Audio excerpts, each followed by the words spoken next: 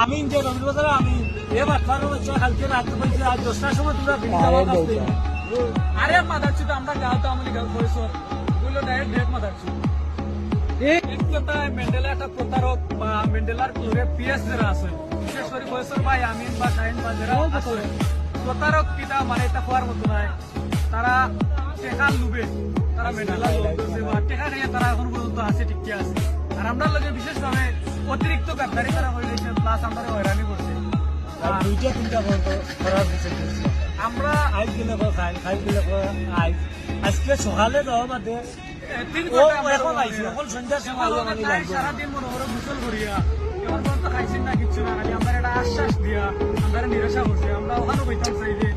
লেওড়াবাসীর গেছে এরকম প্রতারকের কাছে ভুলে আমরা যাইতাম কিন্তু এটা প্রতারক বেইমান বিশ্বটা খাইছে এবং গ্রেট মাদার